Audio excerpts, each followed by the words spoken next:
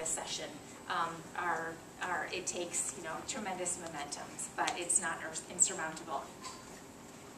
Great.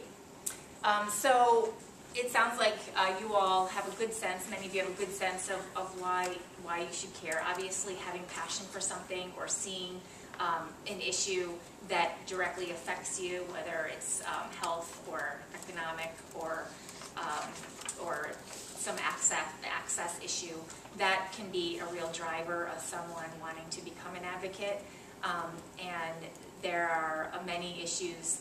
Sometimes they may come from you. Sometimes if you are working with a lot of advocacy organizations, you're aware of conversations that are happening in the State House, and you may say, oh, the sweetened beverage bill, that's being considered. I'm interested in that because of the work I do on the ground. I see the relevance. So the driver of passion can come both ways.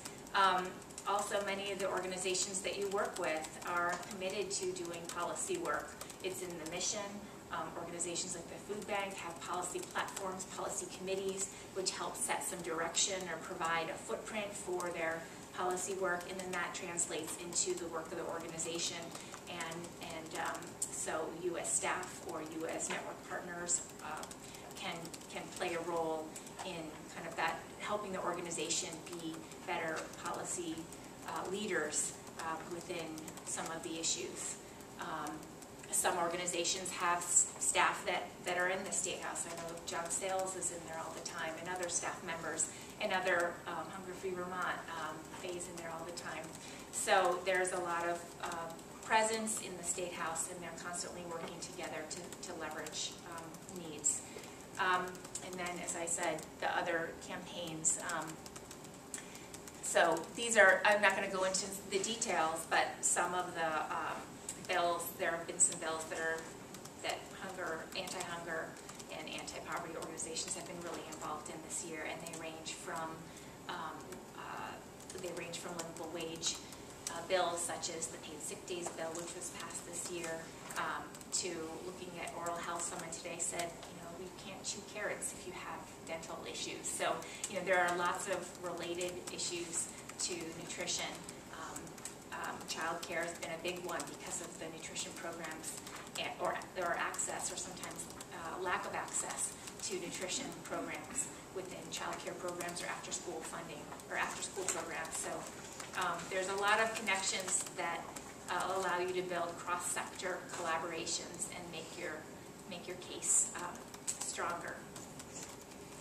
As I said, the Alliance really focuses on developing, I'm going to be way over here, a common agenda, and every fall we work with our coalition to pull together a legislative agenda which provides a roadmap for us to monitor issues, inform the public about issues, and also work with legislators on some of the mechanisms that would then bring those issues out throughout the session, like bills and budgets. And we have a partnership model with our agenda, so every issue is led by an organization, and we work, the small staff of the Alliance, there's 2.5 of us. We try to leverage the broad early childhood network in partnership with these issues. So I won't go through them all, but just a few of them, which I've started to hint at. The Child Care Financial Assistance Program been a major issue, which we can deem as being successful this year. Because so many families struggle to access high-quality child care, and the financial assistance program has been chronically underfunded for many years, and therefore prevent families from being able to afford high-quality settings or get the amount of child care that they need so they can work and be in job training programs. And one of the tenets of quality in most of the states' standards is high nutrition, and so this is something that we try to make the connection with, that if kids that are able to access quality child care are also getting these other supports that they need, from nutrition to health and other benefits. After-school program is another issue which we worked really hard on this year with Vermont After School, the After School Coalition, And again, snacks within after-school programs and within the summer are critical to support families and kids. And this, the Vermont after-school folks were model advocates this year in that they spent days a week in the State House, not just the staff, but they brought in program directors, they brought in kids, they brought in mentors to talk about, and parents to talk about the importance of after school. And they were this close from getting the funding that they have requested for their Expanded Learning Opportunities Special Fund, which would allow grants to go to community-based programs to support their after-school programs. But in a year that has been deemed as a very tight budget year, every $1 million that people, every $1 million that was allocated outside of already existing recommended programs was a tremendous win. So they were very close in getting $1 million in their fund, and we'll keep at it next year. But they're an example of where they really focused on advocacy as a way to build their investment, and were rewarded for their work. The paid sick days issue is another one, in that we were successful in passing a bill after at least a 10-year effort, which started with a broad family leave goal and ended up with a bill that would allow for 3 to 5 paid sick days over time. And so that gives you a little sense of how long it can take for issues to be elevated, for the education to happen to be elevated, and then the process of negotiation and compromise throughout the legislative cycle. And then the other issue that I know we've worked with Vermont Foodbank on is housing. And we saw some level funding or underfunding of some critical housing programs that would have supported stable housing options for Vermonters, as well as supported the emergency housing initiatives, some including motel vouchers and others, longer-term community-based initiatives. And so that was not necessarily as successful as we would have liked, and will continue to bring the issue to light and leverage how housing, the lack of housing, can really affect families and children. So that's a big issue that we'll probably be continuing to work on next year. Any questions about the issues, or were there some that you were involved in or following, or glad to see successful? Yes. Well, I know there's a lot of grumble about taxes in the state of Vermont, and the appropriations for these programs seems to be a sore spot in most communities where incomes are not the greatest. And I'm just wondering if there's alternative funding in mind for these type of programs. You mean private investment versus public Either investment? that or a more equitable tax system. Well, the state for many years has been talking about tax options, ways of raising revenue, but none of them have really come to be any major, have been successful in any major way. There's been very little appetite to do any revenue raising that would lead to increasing taxes in order to support public investments. Tax reform, tax revenue raising initiatives will certainly be the focus of the next session, but we've been through a series of really tight budget years, and so the funding situation has been very complicated. Yeah, I know a lot of the advocates for the marijuana bill were looking at the state of Colorado and the funding that was appreciated from passing that bill, but it wasn't successful here in Vermont for many reasons, and a lot of people are glad about it. I personally don't think it's a good way to fund other programs. However, I think there needs to be alternative ways to raise the funds that we need, and maybe a more equitable tax program would be more suitable. And we advocate for that all the time with our local legislators. Great. Well, for me, I was really glad to see the paid sick days legislation pass, especially because so many of the workers who don't have paid sick days are food Right. sector workers. Yes. And when they're, in food service, that can be problematic for public health on a more general level as well.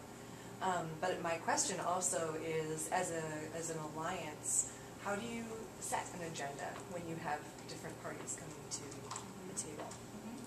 Well, with this issue, we worked closely with the Paid Sick Days Coalition, and so they had been working for many years to be the organized multi-sector voice for this issue.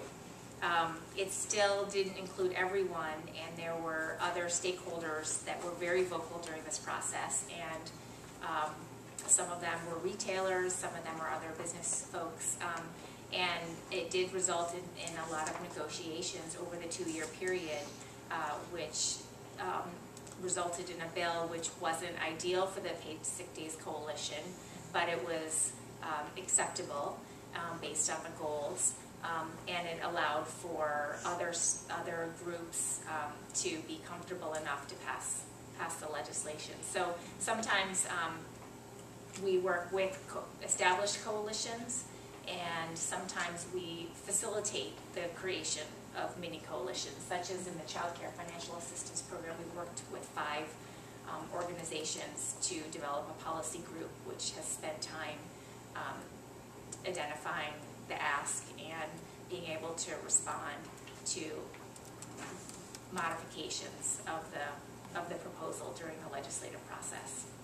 So do you have a process that you go through on an annual basis to decide what the full suite is going to be? We do. We invite applications from organizations to define their issue and answer a number of questions about the process and where the issue is and who else they're working with. And then we have a steering committee that reviews the applications and then decides on the slate for our agenda. We then have an internal policy advocacy committee which will serve as air traffic control. So they'll look at 8 issues and they'll say, well, these have traction. This one is really going to ramp up in January. Let's focus some organizing energy behind that. Other issues are as they unfold, they either aren't viable or they change or they're a year or 2 out. And so we can make some adjustments on how we engage with the issue. But we have a number of systems in place. We do have a consensus-based decision-making model. So when we do our voting, it is on consensus, and therefore, if someone has a real strong opinion about something, we really work to accommodate some of those concerns, modify some of the issues or our work in order to all be unified in the end.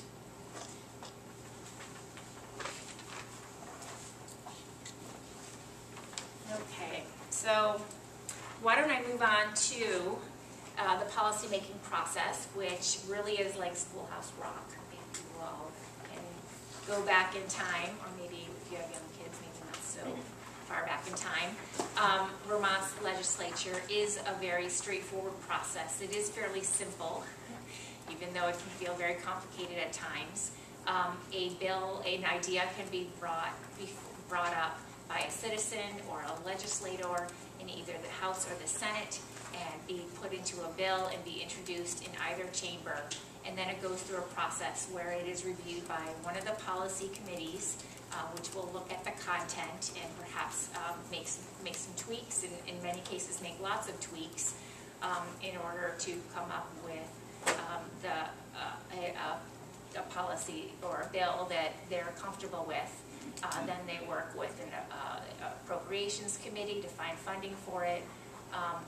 Then it goes to the full chamber and they vote on it.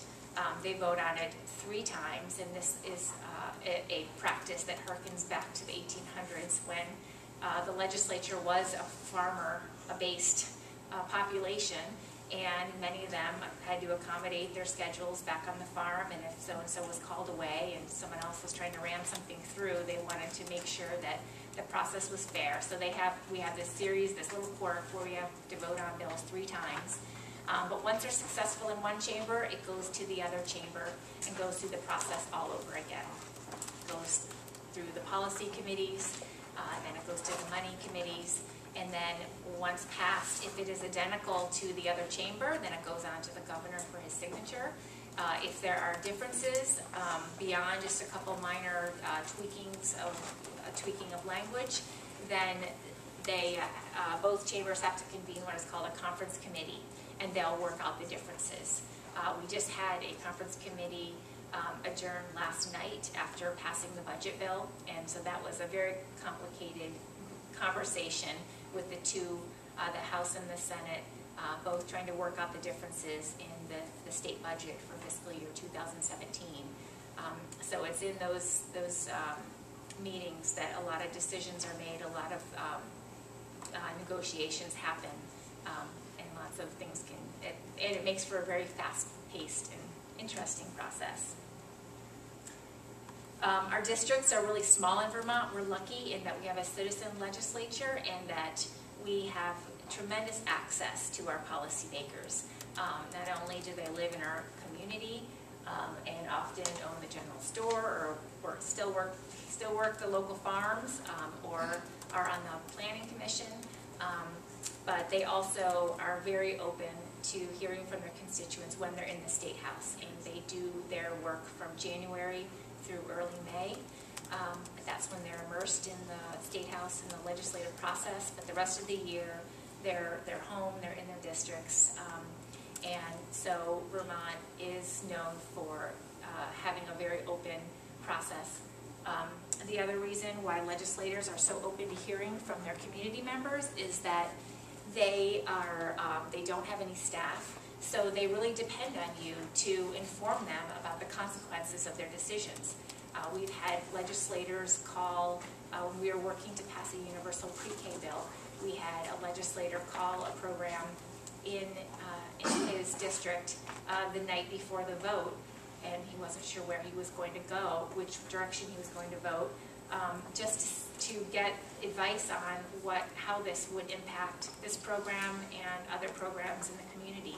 And he received a favorable response and voted in favor of the bill. So it really, if you have the relationships, or if they know who to call, they know who the experts are on the issues, then you can be a real asset and feel that what you know, based on your experience, is a really valuable contribution and can enrich the policy process. Yes? I'm curious, I don't know much about it, but I'm sure there's a lot of variables in a real world from the introduction of the bill to when it actually gets, what's kind of time frame are you looking at? Well, in general, we have 2 kind of major cycles. We have the biennium, which is the 2-year term of the legislature between elections, and that's generally a big block of time that people try to work bills through. So sometimes bills will pass one chamber 1 year, and then they'll start up as the paid sick days bill and be introduced in the other chamber in January and hopefully be passed. The other time frame is within a cycle. There is something called crossover day in March, and all the bills from one chamber need to be over at the other chamber by that time, or else they're dead for the session. So there's urgency and there's no urgency. And then some issues, it can take, like the universal pre-K bill. We passed the first pre-K bill in 2007, which started to set the state on a course for how we provide access to quality pre-K for 3, 4, and 5-year-olds. And Act 166 passed last year, and that was kind of the second phase of how we want to continue this path. But it can take a decade. It can take a long time. Talk about light years, right? Right. But that's not meant to be discouraging, because a lot of small incremental wins can happen over time. You can invest pots of money within programs. So I'm talking about big sweeping change, big, huge reform or major shifts in state policy that take time. So if it gets to a part of the process where there's no funds available for something, it's become a moot point and it's just dropped, or do they still further continue? No, I think there is always a regrouping, whether it's been an advocate proposal and that had a fiscal note tied to it, meaning it needed funding, and so legislators shied away. And sometimes the strategy is, let's make an administrative change that doesn't cost anything, and we know this is part of an incremental change. And then when the climate is better for a bigger financial investment by the state, we can circle back. Can I ask one more? Yeah. What is a lobbyist? What is that? Oh, sure. What's that? Well, lobbyist is it's a formal designation, and you have to register with the Secretary of State to be a lobbyist. And if you work for an employer, you have to record your lobbying time and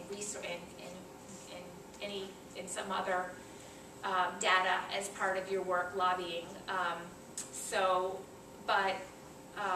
My executive director is a lobbyist. He's in the State House a lot during this session, but even that amount of time is considered education and advocacy, and it doesn't violate any 501c3 rules. I know a lot of nonprofits are worried about that. So it's kind of gray, but a lobbyist generally is expected by legislators to give more of the harder sell, and to provide more of the pressure on what the needs are. And they work hand in hand with the advocate, which can be more of the softer sell. They can tell the stories, they can share the data, they can put the face on the issue. So they speak on behalf of... Yes, yes. So I should keep moving along here. That was supposed to be out before. So one of the things one of our key techniques is that is if you remember one thing, that this quote is really important, that successful connections with legislators rely on repeated quality interactions on the legislator's own terms at times when the legislators are most approachable. Now, I just described them as being very approachable and that we live in Vermont, but it really is an art and a science of timing and calculation by an advocate or a team that you're working with to identify the best time. If you're able to go into the State House, you have a real advantage because you can stop them in the hallway, ask for 90 seconds of their time, you can sit with them in the cafeteria, you can sit in the committee room, listen to the conversation. It may have nothing to do with your issue, but when you walk out in the hallway afterwards, they know you were in there, and you get instant recognition and some instant cred for just being in the room and being an observer of their process. Not everyone can do that, and it doesn't mean that you can't still build those quality relationships over time. As I described, there are many opportunities in your community to see legislators at events, and you can always gauge whether they're open to talking to you if it's a social setting, or in many cases they have coffee hour at the library, or they're on the planning commission, and you can talk to them for a few minutes afterwards. So that's really something that if you plan ahead and think through your opportunities, that you'll be surprised at how many times you can actually touch and build that relationship throughout the year without having to go to Montpelier. So just to get started, thinking about where do I begin, we've talked about some issues, some that you were following, that you were involved in. There are many issues regarding hunger and poverty and others that you likely will be following in the future. There's a lot out there. So figuring out for yourself, taking a little time to be prepared and think now about what is important to you. And then once you do that, think about who else is working on the issue. This is a team sport. If you are working alone, if you're showing up at the State House by yourself, then you're not going to be effective. And you might even be hurting the cause because you might be out of sync with what other people are saying and doing. So it's really important that once you identify if that issue that you want to be a part of, you find out what organizations are working on it, get on their email list or go to those meetings, and then try to stay up to speed as much as possible on what's happening so you can be ready. The next important approach is to figure out your role. You may see yourself as a professional or a service provider, but you also are a parent, or you are a community member, or you may be affiliated be on the board of a local business. People wear many hats in Vermont, and so to feel like you can play on all of them to orient your credentials when you interact with a legislator. I'm going to talk a little bit about building relationships with your legislator, and it doesn't always mean the one that you vote for. That it could be someone who is on a committee that is doing important work that you care about, and so you can approach them not as a resident of Virgins, but as the owner of a business or as the director of this program, and they will see you as a business and see you as a source of expertise, and that can help be the foundation for your relationship over time. Next is, what is my action plan?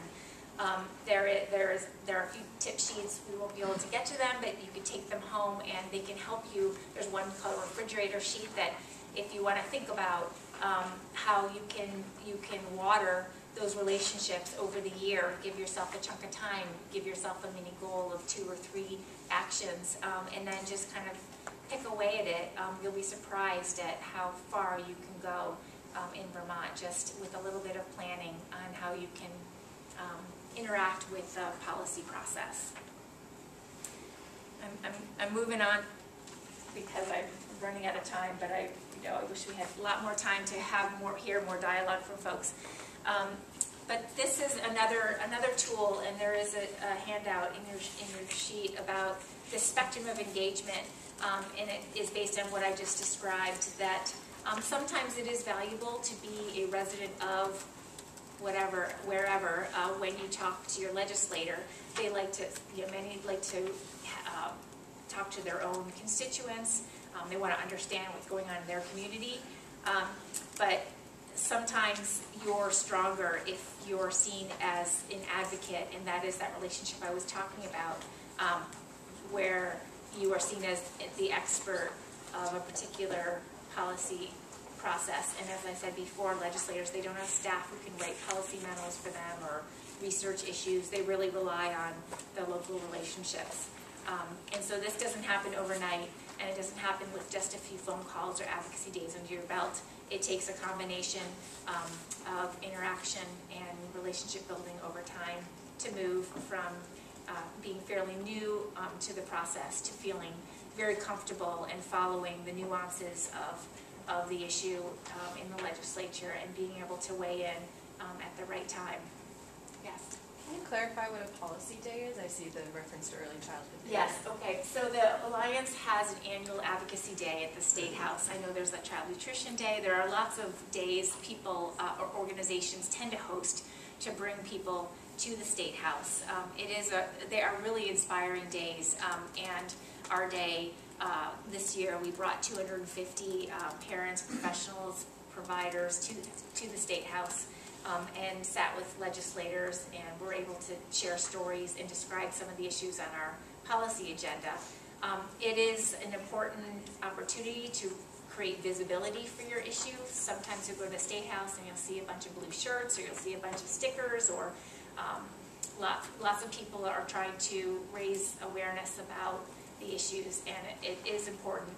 It's not it's not a tactic to use in isolation of those pre-existing relationships, in that if you are at the State House with 50 or 200 others, that's one thing. But if you're at the State House and then you see Representative so-and-so and they know you from the soccer sidelines, and know you work for this program, you can grab them for a few minutes, pull them out of their meetings, or say, can I talk with you at lunch? And they're very receptive. You just have a leg up on that access. So, as I described, this is one of the key techniques, is building those long-term relationships. I don't need to go into any more detail on that right now. We'll talk a little bit about some ideas you can have in your community in a minute. And this, again, gets at your the definition of your legislator, which is not always the one that you vote for, but the one that has jurisdiction over the issues that you care about. And to learn about that, that is where we have a few key phrases, but one of them is about this being a team sport and understanding with the resources that you've scouted out of those working on the issue. Lobbyists being a key resource. I know my director, Matt, gets calls all the time from advocates. Where is this? I'm coming to the State House on Wednesday. Where should I go? Who should I talk to? What's the latest message on this issue? And he's there to roll out the red carpet and show them where to put their coat and introduce them to their legislator, really de-intimidate the process, and then make sure that they are they're right on the message, or right on the at the right moment to really influence that legislator's thinking. And moving kind of backward up this bullet list, one of the other key phrases is when you do have that 90 seconds to give your elevator speech to a legislator, is keep it compelling, not comprehensive. It is so easy to be passionate and to share example after example and throw out acronyms of programs, and you can very quickly turn off a legislator, not because they don't care, but sometimes they may not be aware of the nuances of the program, and so they're out of sync with what you're saying. And then also, as I described, they have what's called 40 birds flying over their heads. They are here. They're walking on the State House, oscillating between issues, and so it can be a little disorienting. So the best thing you can do is to be really compelling, share a story, quick anecdote, reference the solution or the ask that might be on the table, and then say thank you. And then that gives you an opportunity to follow up at another time and ask if they have any questions. You've established yourself as a resource for them, and then you can get another bite at the apple. And that can also apply in the community as much as if you're in the halls of Montpelier. The first one, I went backwards up this, but is just a phrase to think about as a cycle. Legislators building a relationship with them relies on trust and respect. You know, I had a legislator sit in a session I was giving about this, and she said, I can't tell you how many people leave nasty messages on my phone, and I don't want to call them back. I have 50 other people to call that have constructive things to help that are helpful. Mm-hmm. And so it really is, you know, it is a relationship building. It's a social experience as much as, yes, Frank? Since you brought up the nasty phone call, I know these issues are usually bubbling in the community before the advocacy even takes place. Right. And there's always a pro and con. Why does it have to lead to that level of friction? Right. That's what makes it hard for people to want to participate. Mm-hmm. Right. Well, it can be, I think, it's a very complex question to answer. I don't even know if I could, but I think when things do get to that point, people feel so frustrated and disenfranchised, or people are so entrenched in their solutions and they don't feel heard because they feel like they're solutions, that people can't work together. But that also is a point of opportunity. It can be you know, an opportunity to come together, or to bring it to something like a legislative committee that can help sort through some of the key points. So, and then patience. As I said, things could take a long time. You could email a legislator, they won't get back to you. It's okay to email them again, it's okay to call them again, and then remind them you were going to meet or you would like to give them more information. And then just, you know, keep at it, because then you will see reward. So I have about 5 minutes left, but I do maybe want to hear a little bit from you about this. Looking ahead, we are in a period of coming to closure, reflecting. The session may end tomorrow or Monday, but we can look back and see how the issues we care about fared, or where they will continue in 2017. And it's going to be a really interesting legislative session next year, not only because some large issues are coming to fruition, but also because of the election. We'll be looking at new legislators, new administrators, you know, on the federal and local level or state level. So a lot of things will be changing, and it provides a lot of opportunities to get right in there on the ground floor and develop those champions. I'd like to hear from you some of the ways that you've seen opportunities in your community, and what has worked and what has not worked in terms of building relationships, if anyone has anything to share.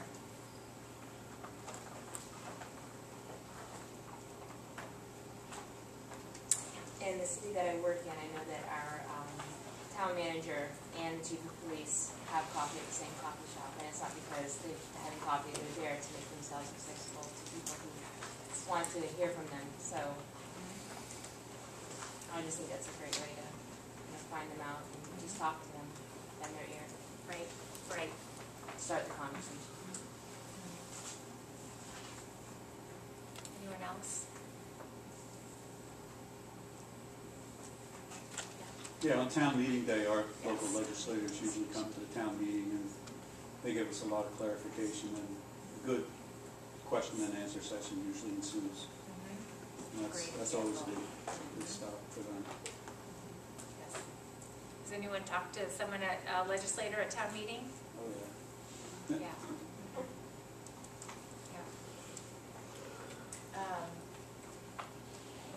What about chambers? And a lot of organizations hold legislative breakfasts in the fall. And if you're part of a chamber or another group, a lot of groups, and especially this year, there will be a number of candidate forums. And so those are usually open to the public. So if you have the opportunity to go to a candidate forum, it's a great opportunity to listen to where candidates stand on the issues. But in some cases, you'll be able to ask questions, so you can try to get the issues you care about on their radar.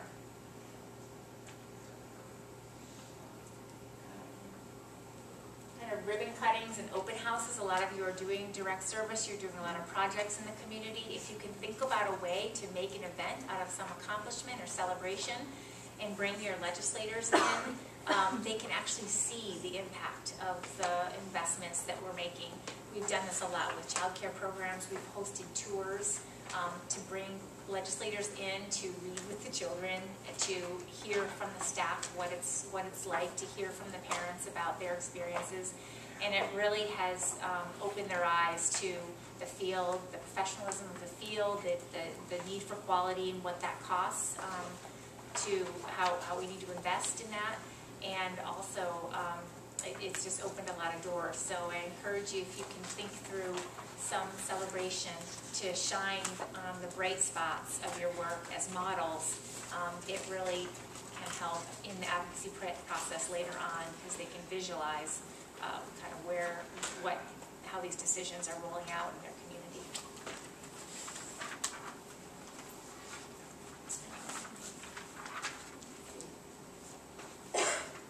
Well, I guess just in closing, again, the Alliance as a coalition welcomes working with any organization that would like to join our policy and advocacy work. We've worked with organizations very intimately in the weeds on the strategy of the issue, and then we've also just supported information needs so we can communicate what's happening and kind of inform organizations. So just because you can't come to the State House or come to an issue meeting doesn't mean you can't follow along or know that your organization or the Alliance is representing interests in Montpelier. And then I encourage you to either for yourself or for your network, think through a little action plan and come up with some ideas for how you can connect with others and what action you might take to develop relationships over the year. Are there any, we do have a few more minutes if there are other questions about the policy process or about advocacy, or if you want to share an experience or use this group as a sounding board for an idea.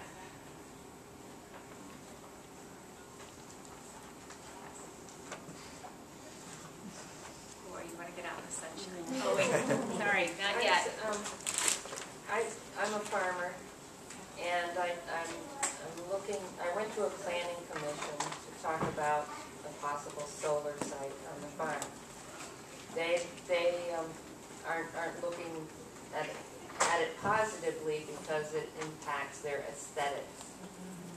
And as a farmer, an older farmer waiting for the next generation, we're looking at it as an income to be able to bring it to a different level. To basically to put the farm aside, that portion of farm aside for the future generation. So, but I left that meeting just thinking, like, how nice it is that I'm providing aesthetics for everybody else Not paying for it. and paying for it. Right. Right. Well, it's, farmers are being impacted a lot. Right yeah, I think that in a lot of situations like this, and maybe this gets back to the tension that you were speaking about, is that people they don't have the interaction to be able to understand both other perspectives, and then be able to step back from their own and say, oh, maybe I'm really attached to this, but I can see now how this is important or not important to someone else. And I think just thinking through what are some of the structures in the community that can help be that convener of the conversation and help to educate people in different perspectives can help. I was at a meeting about conservation yesterday with someone who works with landowners on various conservation projects and said that one of the benefits of Vermont in that is that when he comes up against a barrier or what is perceived to be a challenge or someone, the landowner or the conservation partner who's kind of attached to a certain model, we can look around the state and find that scenario or find the case for breaking open that entrenchment.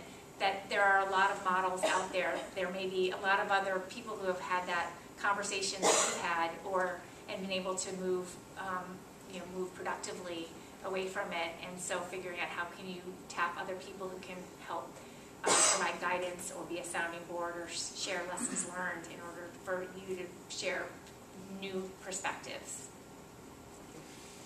It's a tough one. All right, sunshine. Oh, I did pass around some clipboards if you'd like to join our e-network. Please leave me your email address, and thank you very much for joining us today. And folks, don't forget your evaluations, and keep your pen out too.